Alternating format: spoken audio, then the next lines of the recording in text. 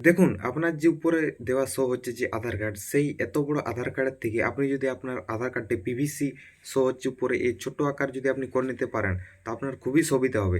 আপনি সেটা হাতে নিয়ে এবং শক্ত হবে সেটা আপনি খুব সহজে নিতে পারবেন হাতের মাধ্যমে, এবং সেটা যদি আপনি ফোনের মাধ্যম থেকে করতে চান তাহলে কিন্তু আপনার 50 টাকা খরচা হবে, এবং আপনি যদি সাইবার ক্যাফে করতে চান তাহলে আপনার 100 থেকে 150 টাকার মতন খরচা হবে। তো আপনি ফোনের সাহায্যে কীভাবে করবেন, চলুন ভিডিওটা শুরু থেকে শেষ অবধি দেখুন এবং প্রসেসটা একদম সেভ করে নিন।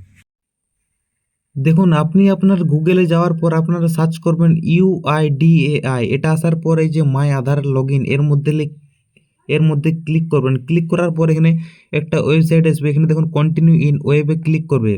ক্লিক করার পর এখানে দেখুন লগ ইন, এই লগ ইনে ক্লিক করবে। লগ ইনে ক্লিক করার পর আপনাদের একটা ইন্টারফেস শো হওয়ার পর এখানে দেখুন এন্টার আধার নাম্বার এবং এন্টার ক্যাপচার।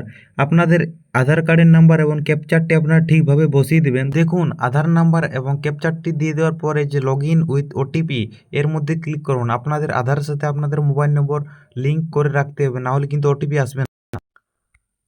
ক্লিক করার পর দেখুন এখানে একটা ওটিপি আসবে। ওটিপিটা এখানে আপনারা বসিয়ে দেওয়ার পর আমি লগ ইনে ক্লিক করব। ক্লিক করার পর আরেকটা ইন্টারফেস এখানে শো হবে।